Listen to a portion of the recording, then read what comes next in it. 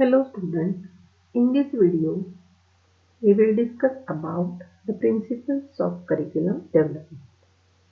Curriculum organization is a scientific process which involves basic principles on which its credibility exists.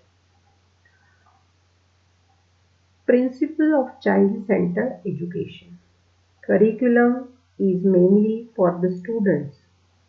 So, the age, interest, capacity, needs and psychology of the learner should be taken into an account. It should also consider the developmental stages of the learner. Principle of life oriented. We live in a rapid changing society. To cope with these challenges, learners need to develop a life skills. The curriculum should be designed in such a manner that the learner is able to relate it with his or her life. It should focus on the political, social, and economic conditions. The learner should be able to find whatever he or she has learned as relevant in his or her day-to-day life. One cannot forget that the school is only a miniature form of community. Hence, the school curriculum should include all those activities which are performed by members of larger community outside the school. This will help in developing the social aspects. Principle of correlation. The curriculum should make the learner understand the relationship between different subjects. For example, mathematical formulae needed for solving the problems in physics and also in chemistry. Principle of activity-centered education. Emphasis should be there in the curriculum on learning by doing.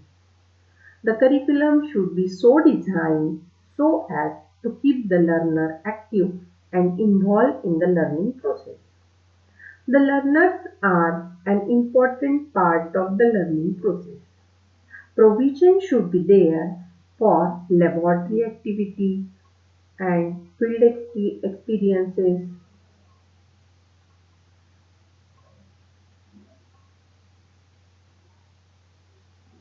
and experiments also.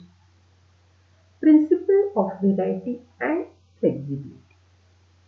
Flexibility is an important part of curriculum development. The curriculum should include a variety of subjects so as to cater to the need of the learner as well as the society. But at the same time, there should be a provision for flexibility.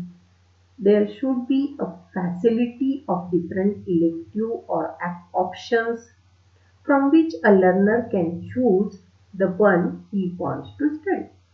And there should also be a provision for modification in a curriculum based on the location and time. In a classroom, there are different types of students on the basis of intelligence, ability, attitude. The curriculum should satisfy the variety of knowledge, varying interest, need of the students. Principle for learner. The design curriculum should provide for interrelation of play and work activities. This will facilitate the learner to make effective use of his or her leisure time. It is believed that education is not for the employment of work. Hence, it is desirable that the curriculum should also include activities which will make the individuals leisure more pleasurable. Variety of social, artistic and sporting activities included in the curriculum. Principle of creating a self-dependence. Self-reliant behavior is the concept of encouraging one to feel confident, able to make a decision and do things for themselves. Creating a self-dependence is an important step for creating a self-reliance in the children. So the curriculum should develop the creating self-dependence. Principle of knowledge of culture and civilization. The construction of curriculum in a democratic society is conditioned by the need to develop a democratic qualities in the individual. To live in the society as a successful citizen, the curriculum should develop the social norms and cultural values. The curriculum should provide for developing a conducive environment for the learner to understand his own culture, values and tradition and develop a respect for a cultural heritage. A curriculum should help develop the national spirit among the learners. Principle of utility. This is one of the important principles of curriculum development. As finally the education has to make the learner self-reliant, the curriculum should be so designed that which focus on that knowledge and skill which will help the learner to earn his livelihood. Curriculum should provide rich experiences, both academic and social, to the students. The content, activities and experiences of the curriculum at a particular stage are useful to the learner for higher study. Principle of future orientation. The learner spends almost 10 to 15 years of getting formal education. The curriculum should be future oriented and realize what type of knowledge, skill would be required in the future and how the learner today can be educated and prepared to face tomorrow in such a way that he is confident of leading a good life. Fulfilling objective. As every course is started to achieve a certain aim and objective, depending on its nature, the curriculum should be in conformity of those goals.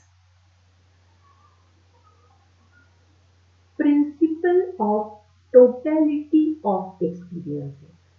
The curriculum should be so designed so as to make the learner develop an integrated approach towards anything rather than looking at it from only a specific angle. He or she must be able to develop a holistic approach and a wholesome perspective towards any aspects. In other words, we can say that it is able to look at everything rationally, critically, and scientifically.